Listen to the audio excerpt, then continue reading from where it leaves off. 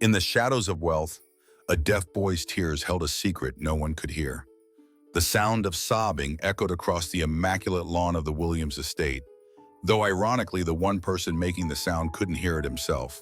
6-year-old Ethan Williams, the deaf son of tech mogul Marcus Williams, had been crying under the ancient oak tree for nearly 2 hours. The staff had tried everything, offering toys, ice cream, even the iPad that usually calmed his tantrums. Nothing worked. "Someone call Mr. Williams," Mrs. Jenkins, the head housekeeper, whispered urgently into her headset. "The boy won't stop, and we have guests arriving in 3 hours." Marcus Williams was in San Francisco with his husband, Jason Parker Williams, closing a multi-billion-dollar merger that would revolutionize quantum computing.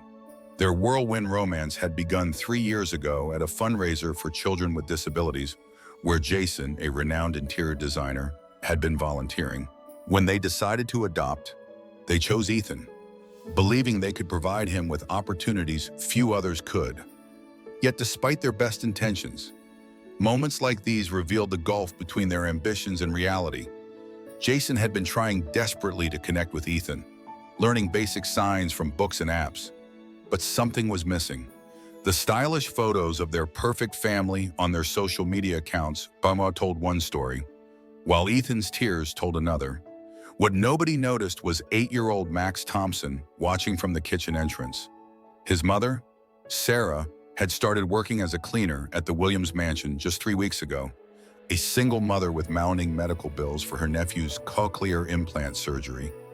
Sarah had reluctantly brought Max to work during summer vacation with strict instructions to remain invisible. "Have you tried asking him what's wrong?" Max suddenly spoke up, his voice small but clear in the garden chaos. Mrs. Jenkins turned, surprised at the child's presence. "He's deaf, sweetie. He can't hear us." Max stepped forward, his worn sneakers a stark contrast to the manicured lawn. "I know, but did you ask him in his language?" The staff exchanged confused glances. Despite Ethan's condition, no one in the household had bothered to learn more than a few basic signs. His fathers hired specialists and therapists, but were rarely home to communicate with their son themselves. Rebecca Miller, the queer-friendly, queer-presenting, queer household manager who'd been handpicked by Jason, had declared sign language too complicated after a single half-hearted lesson. Max walked slowly toward the oak tree, knelt down, and caught Ethan's eye. Then, to everyone's astonishment, his hands began to move in fluid, deliberate motions. "Where did he learn that?" Mrs. Jenkins whispered. Sarah, now standing nervously at the kitchen door, answered softly. "His cousin is deaf. They're very close." Under the tree, Ethan's sobbing gradually subsided as he watched Max's hands. His red-rimmed eyes widened with recognition, the first genuine human connection he had had in this house for months. He hesitantly signed back, his small fingers trembling. Max's face suddenly changed. The innocence in his expression hardened into something else: concern, then alarm. "What's he saying?" Mrs. Jenkins demanded. Max kept signing, confirming what Ethan had told him. With each response, his young face grew more troubled. Finally, he turned to the waiting staff. "He says," Max paused, looking uncertain. "He says Rebecca hurts him when no one is looking." Sometimes the most profound connections form between those society overlooks.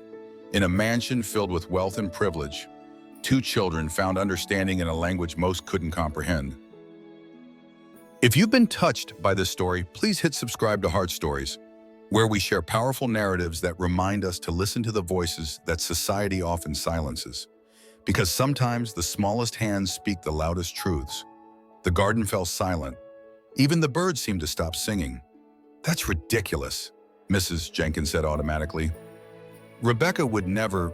She had personally vetted Rebecca Miller, a former employee at Marcus's company, who boasted about creating inclusive spaces for LGBTQ families. Rebecca's Instagram was filled with perfectly curated photos of Ethan, hashtagged with #family acceptance and LGBTQ families. But Max wasn't finished. He says she tells him his daddies don't want him anymore. That's why they're always away. His hands continued moving, translating Ethan's frantic signs. And she says soon Ethan will be sent away for good. Sarah stepped forward, placing protective hands on Max's shoulders. My son doesn't lie, Mrs. Jenkins. If Ethan is telling him these things, there's truth to it. While the adults argued, Max continued his silent conversation with Ethan. The boy's hands moved frantically, telling him more about the nights he cried himself to sleep, about how Rebecca would pinch him when cameras weren't rolling, about the way she smiled sweetly at him in public, but transformed behind closed doors. He needs to show them, Max suddenly announced. Show us what? Mrs. Jenkins asked wearily. Max signed to Ethan, who hesitated, then slowly rolled up his sleeve. A collective gasp rose from the staff. 5 distinct bruises, clearly fingerprints, marked his pale upper arm. That could be from anything, one staff member said weakly. Boys get bruises all the time. Ethan signed again to Max, who translated. He says she did this yesterday when he wouldn't smile for her social media post with his father's. Years of loyalty to the Williams name battled with the undeniable truth revealed by a child who couldn't speak, but whose body told the story his voice couldn't. What are we going to do? Whispered Sarah, the newest and most vulnerable employee, knowing her job hung in the balance. Before anyone could answer, the garden doors swung open. Rebecca Miller stepped out, a vision in designer clothes, her carefully applied makeup accentuating sharp features. Why is everyone congregating out here? She demanded, her voice honey-sweet yet somehow brittle. And why isn't Ethan ready for his therapy session? The specialist will be here in an hour. Ethan instantly shrank back, attempting to hide behind Max. The movement wasn't lost on Rebecca, whose gaze narrowed on the unfamiliar child. Who is this? She asked, looking directly at Sarah. Mrs. Jenkins stepped in smoothly. This is Sarah's son, ma'am. He was just helping with Ethan. He was upset earlier. Rebecca's perfect eyebrows arched. Was he now? Well, that's no surprise. He's been absolutely impossible lately. She extended a manicured hand toward Ethan. Come along, darling. We need you looking perfect for when your daddies call. Ethan didn't move. Instead, he frantically signed to Max, his small hands shaking. What's he saying? Rebecca asked, a dangerous edge creeping into her voice. Max hesitated, looking at his mother, then at Ethan's pleading eyes. The adults held their breath. Would this child dare to speak truth to power? He says he doesn't feel well. Max translated cautiously. His arm hurts. Rebecca's smile didn't waver, but something cold flashed behind her designer glasses. Does it now? Well, I have special medicine upstairs that will make it all better. She took a step closer. In that moment, Mrs. Jenkins made a decision that would alter the course of all their lives. She stepped between Rebecca and the children. Ms. Miller, I think we need to call Mr. Williams. There are some concerns about Ethan's well-being. What happened next stunned everyone present. Rebecca didn't miss a beat. Her crimson lips curved upward in a smile that never reached her eyes. Concerns. What kind of concerns could you possibly have? Mrs. Jenkins Ethan is perfectly well cared for. The bruises, ma'am. Brian, the groundskeeper and former military man, said quietly. He'd watched over Ethan since the day he arrived. Bruises, Rebecca laughed, the sound like breaking glass. He's a little boy. They fall, they play rough. Max, finding courage from somewhere deep within, spoke up. He told us what you do to him, how you hurt him when no one's looking. Rebecca's face transformed for just a split second. Rage flashed across her features before the mask of concern slipped back into place. She knelt down, bringing herself to eye level with Max. And you speak sign language, do you? How convenient that no one else here can verify what he's supposedly told you? Max didn't flinch. My cousin is deaf. We've signed since I was 4. The truth often comes from the most unexpected sources. delivered by those brave enough to speak when others remain silent. In that garden, surrounded by wealth and privilege, an 8-year-old boy stood as the voice for someone who had none. He reminded everyone present that communication transcends words, that understanding comes not from hearing, but from truly listening with the heart. And perhaps most importantly, that courage isn't measured by Caesar's strength, but by the willingness to stand firm when facing darkness. Rebecca stood abruptly, all pretense gone. "This is absurd. I don't have to defend myself to the help." She turned to Mrs. Jenkins. "Call security and have them removed." The boy and his mother fired immediately. Sarah stepped forward, her voice trembling but resolute. "If you fire us, we'll go straight to the police with what Ethan told us." The threat hung in the air like the distant thunder now rumbling over the estate. Rebecca's perfectly composed exterior finally cracked. "You think anyone would believe you over me? I'm Rebecca Miller. I've been featured in Diversity today. I helped Marcus and Jason build their public image as the perfect gay parents. You're nothing." While this confrontation unfolded, Ethan tugged urgently at Max's sleeve. He signed rapidly, his eyes wide with fear and determination. "What's he saying, Jenkins asked. Max watched Ethan's hands carefully. "He says there's proof in her phone. She takes videos when she's..." Max hesitated, looking uncomfortable. "When she's hurting him, she watches them later and laughs." The color drained from Rebecca's face. For the first time, fear flickered in her eyes.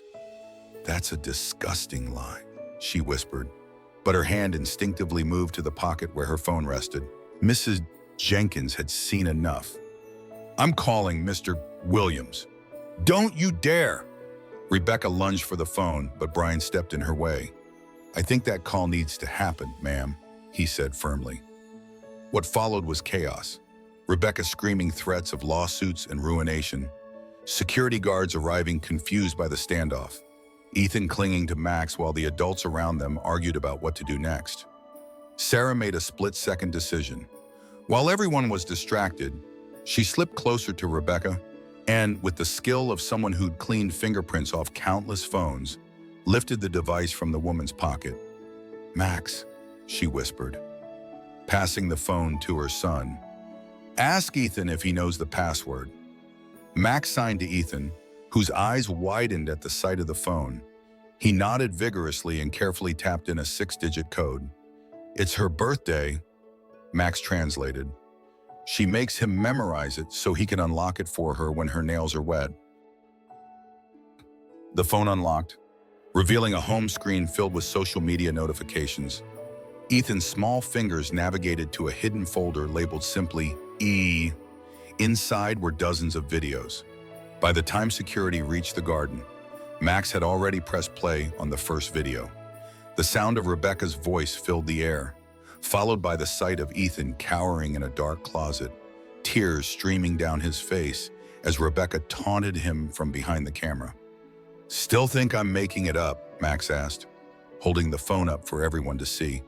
The garden fell silent except for the damning evidence playing from the device.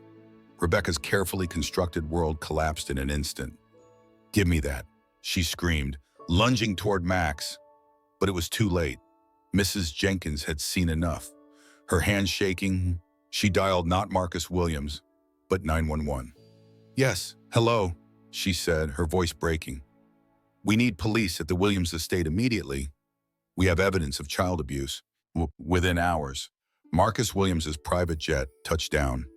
He arrived at the mansion with thunderous silence, his face an unreadable mask as the family lawyer briefed him in the study. Jason, pale and shaken, paced the room, occasionally stopping to stare out the window as if the answers might be found in the gathering storm clouds. "Where is my son?" Marcus finally asked, his voice raw with emotion. "Asleep, sir," Mrs. Jenkins answered. "The social worker said he could stay home tonight, but they'll be back tomorrow." Marcus nodded, then did something that shocked everyone present. He pulled out a kitchen chair and sat down heavily among the staff. "Tell me everything, B," he said.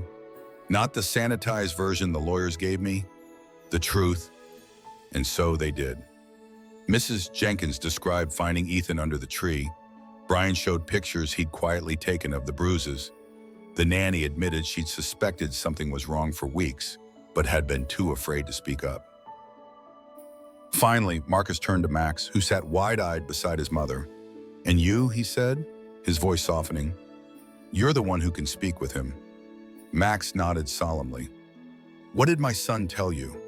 Max met his gaze without flinching. "He said he tried to tell you many times, but you were never there." The words hit Marcus like a physical blow. He closed his eyes briefly, absorbing the accusation. "He's right," he finally said. "I haven't been there." Before anyone could respond, the family lawyer burst into the kitchen. "We have a problem," she announced. "Rebecca's gone. She slipped past security, and she took something from your office safe before she left." Marcus was on his feet instantly. "What did she take?" "Documents, sir, about Project Sentinel." The color drained from Marcus's face. "Lock down everything. Call the FBI. This is now a national security issue." Jason stepped forward, his expression grim. "Marcus, there's something I need to tell you. Something I should have told you years ago." He took a deep breath. "Before we met, I worked in cryptography. Project Sentinel isn't just about quantum computing. It's about the encryption algorithms I helped design." Marcus stared at his husband in disbelief. "You knew about this all along." Jason's eyes filled with regret. "I couldn't tell you. I was under a gag order from my previous employer. When we met at that fundraiser, it wasn't entirely coincidental. The truth sometimes arrives in waves, each revelation washing away another layer of what we thought was solid ground. In the space of a single day, Marcus Williams had lost not only his trust in Rebecca, but now questioned the very foundation of his marriage. Yet amid this sea of betrayal, something authentic had emerged, a connection between a son and a boy who had simply taken the time to listen. It served as a powerful reminder that true communication requires more than shared language. It demands presence, attention, and the willingness to hear what isn't being said. For all his wealth and success, Marcus had failed at this most basic human skill. Now he had to learn it, before it cost him everything he truly valued. Dawn broke over the Williams estate with an eerie calm. The FBI had established a perimeter around the property, checking every vehicle that entered or left. Officers with dogs searched the extensive grounds, focusing on the wooded area that bordered the north side of the estate. Inside, Marcus Williams had transformed the grand dining room into a command center. Men and women in dark suits came and went, speaking in hushed, urgent tones. "What's happening?" Max asked, watching from the kitchen doorway as another black SUV pulled up the driveway. Mrs. Jenkins gently pulled him away from the window. "Nothing for little boys to worry about," she said, but her tight expression betrayed her own concern. Max frowned. "I'm not little, and Ethan is my friend. I deserve to know." Sarah, who had been up all night alternating between comforting her son and giving statements to various officials, sighed heavily. "Max, sometimes adults have complicated problems." "Like hurting children?" Max challenged. The adults exchanged uncomfortable glances out of the mouths of babes, indeed. Upstairs, Ethan remained in his room with a kind-faced woman who had been introduced as Dr. Rivera, a child psychologist who knew sign language. The boy had refused to speak to anyone except Max, but Dr. Rivera was patient, slowly building trust through careful, respectful communication. In the dining room, FBI Special Agent David Chen briefed Marcus and Jason on the situation. A career agent who had risen quickly through the ranks, Chen had kept his personal life private, fearing how coming out might impact his advancement in the Bureau. Watching Marcus and Jason now, their obvious devotion to each other and their son stirred something in him he'd long suppressed. "Rebecca Miller is actually Sandra Pierce," Chen explained, laying out surveillance photos across the table. "Former intelligence operative, now working as a contractor for the highest bidder. And Williams, the bidders for your technology are very high indeed." Marcus stared at the photos in disbelief. The woman smiling beside him at charity galas and tech conferences looked like a stranger now. How did she get past our security screenings? We have a team that investigates everyone who comes into our lives. Chen's expression remained impassive. She's been groomed for deep cover operations since she was 16. Her documented history as Rebecca Miller is flawless. Harvard education, tech experience, even an authentic-looking history of LGBTQ advocacy. The family I met, Jason whispered, remembering the Thanksgiving they'd spent with Rebecca's supposed parents just months after they hired her. All actors, very good ones, Chen confirmed. Retired agents themselves. And I fell for all of it, Marcus said bitterly. The perfect ally who understood our family, who seemed to care about Ethan despite his challenges.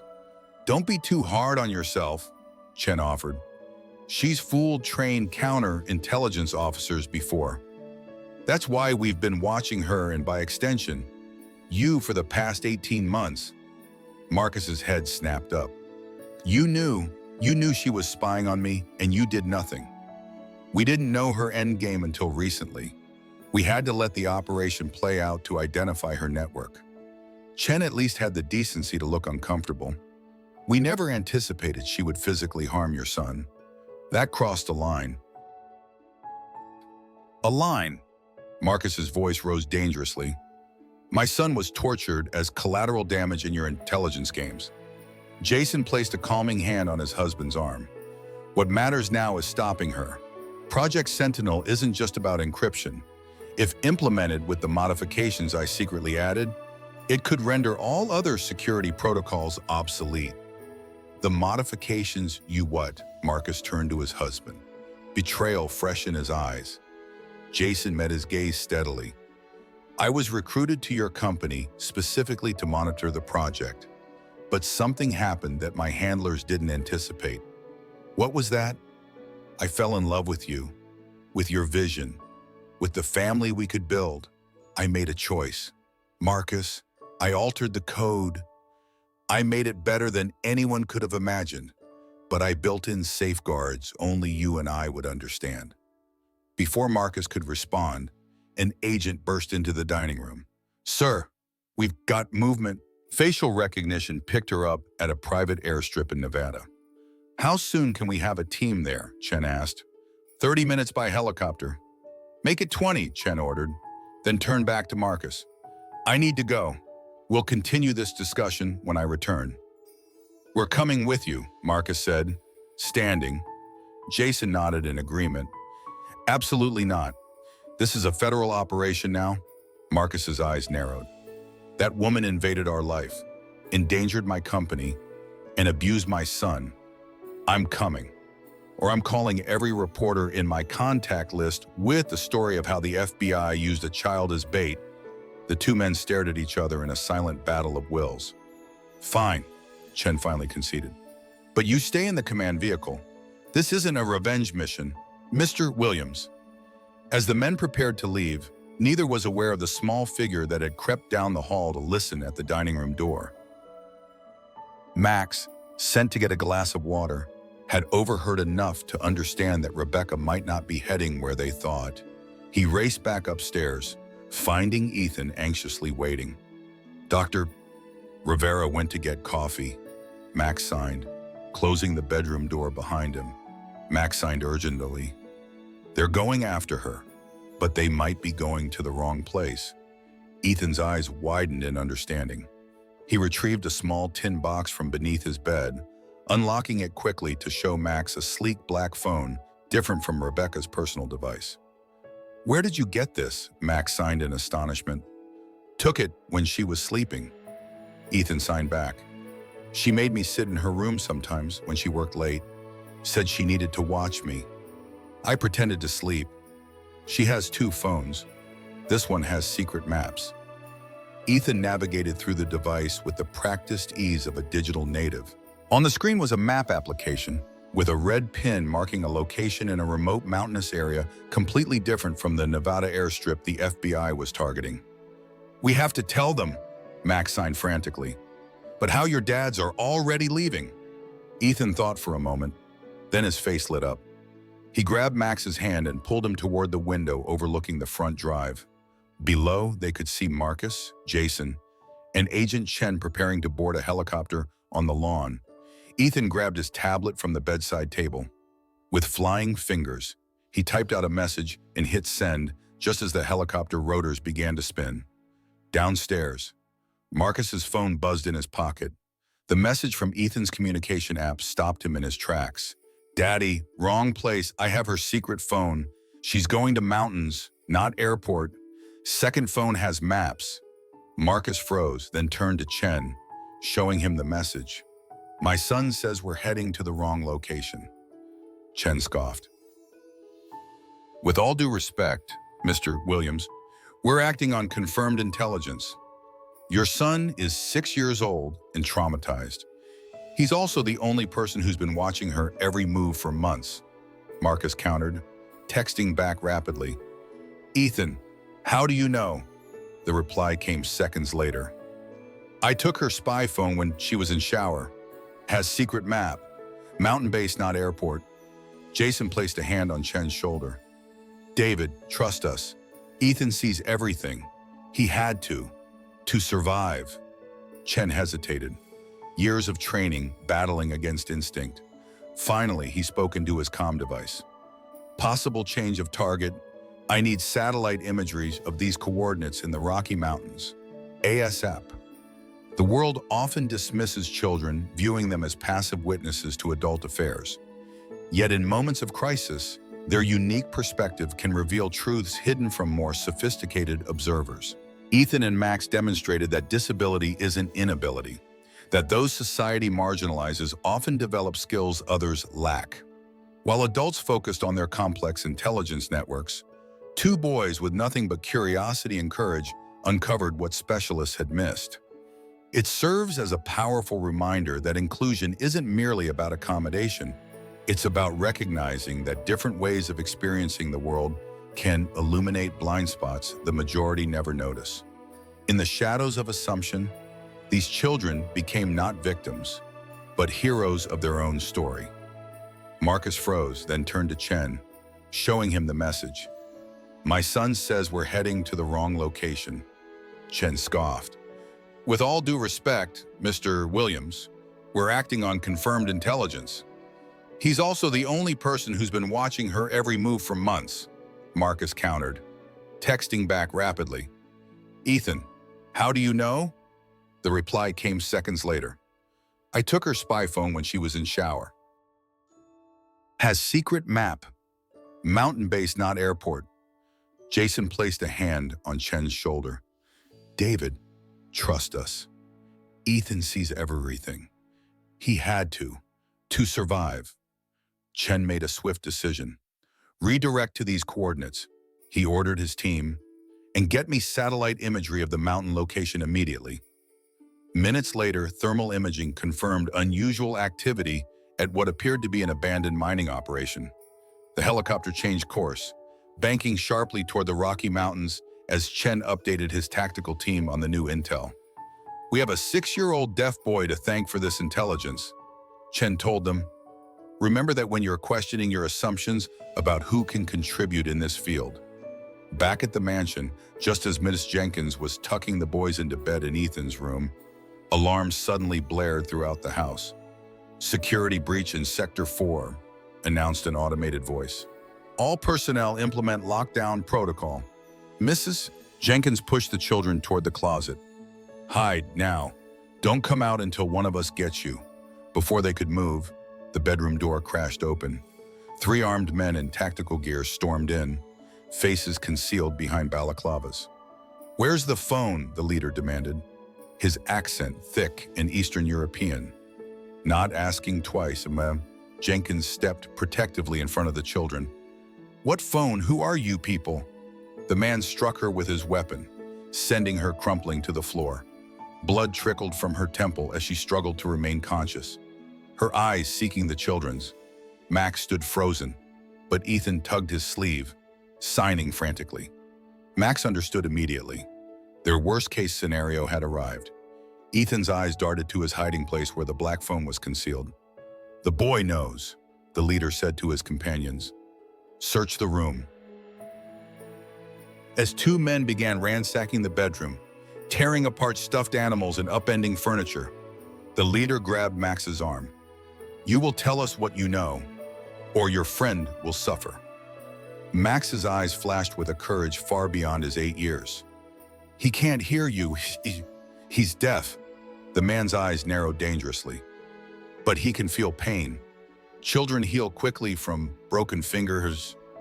Suddenly, an unexpected sound interrupted. Laughter. Ethan was laughing silently, his small shoulders shaking with apparent mirth. The leader stared in confusion. "What is funny?" Boy Max, understanding Ethan's plan, translated carefully. "He says you're too late. The phone already told us everything, and we already told his dads." The intruder spoke rapidly in a foreign language, their tone urgent and angry. The leader made a swift decision. "New plan. You are coming with us. Insurance in case your fathers need motivation to cooperate." As they were hustled down the service stairs, Ethan suddenly went limp, dropping to the floor with a convincing display of terror. While the men focused on picking him up, Max took his chance. He broke free and ran toward the kitchen, where Brian and other staff were gathered. "They're taking Ethan," he screamed. "Bad men with guns." Brian's military training kicked in instantly. He motioned the staff into position around the doorways and grabbed a heavy cast iron skillet from the stove. "Sarah, hit the panic button under the sink and stay down." What followed would later be described by FBI agents as unprecedented civilian heroism.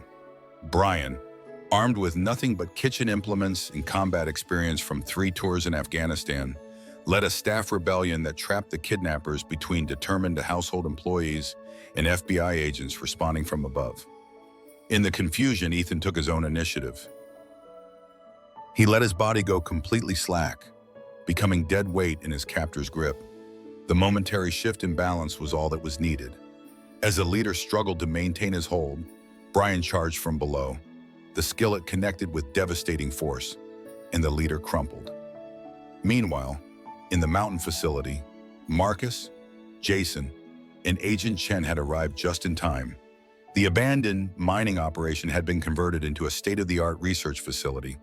As the tactical team secured the perimeter, they witnessed Rebecca, now known as Sandra Pierce, supervising the hasty dismantling of a prototype quantum device. "Hello, Marcus," she said without turning, somehow sensing his presence. "You're earlier than expected. Your son must have been more resourceful than I gave him credit for." "It's over, Sandra," Chen said, weapon trained on the woman who had inflicted so much pain on an innocent child. Rebecca's mask of perfection had finally cracked completely. "You think this ends with me? There are organizations that will stop at nothing to control this technology." "Why Ethan took him?" Marcus demanded, his voice breaking. "He was just a child. Our child."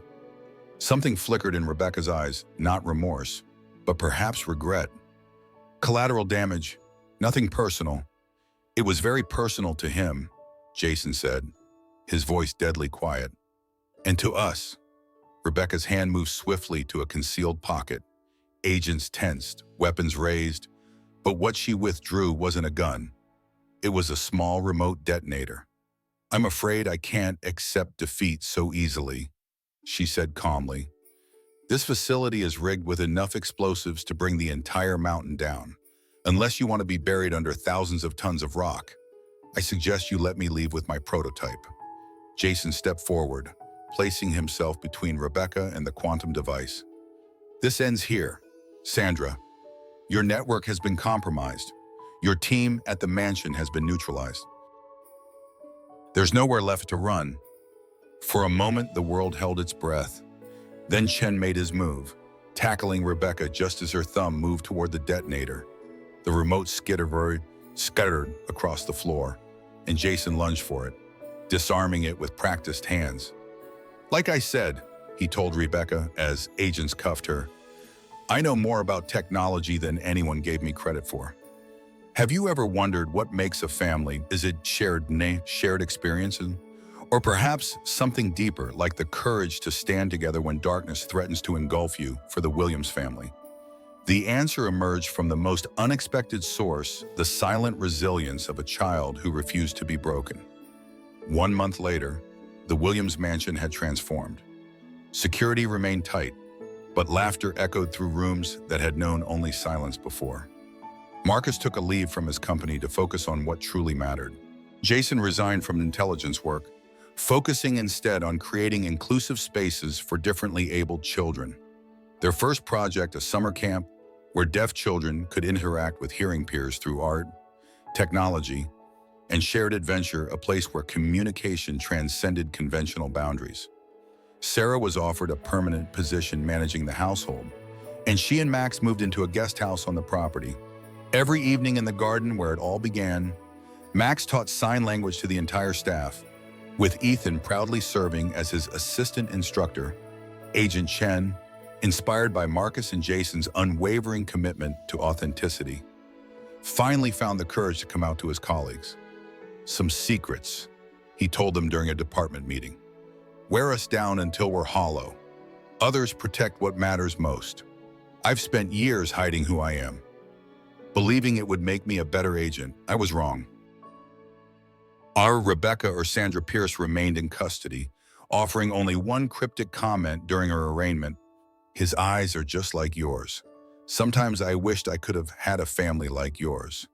The investigation into her network continued, but for the Williams family, healing took precedence over justice. They had learned firsthand that the most important intelligence wasn't gathered by agencies or operatives, but through the simple act of listening to those society too often silences. Perhaps the greatest lesson came from Ethan himself. When a journalist asked what he wanted other children to know, he signed a response so powerful it went viral. Being different isn't wrong, being silent doesn't mean you have nothing to say. And family isn't who hears you, it's who listens. In a world that often dismisses the smallest voices, how many silent cries for help go unheard? What messages might the children around you be sending through behaviors you've labeled as difficult or challenging? Our most vulnerable citizens often see what we miss, notice what we overlook, and understand what we fail to grasp. Their perspective isn't diminished by their size, it's enhanced by their unique view of a world built for others. Have you truly listened today? Not just with your ears, but with your eyes, your heart, your full attention. Subscribe to Heart Stories for more powerful narratives that remind us all sometimes the most profound truths come from those we least expect to teach us. Because every child deserves not just to be heard, but to be understood.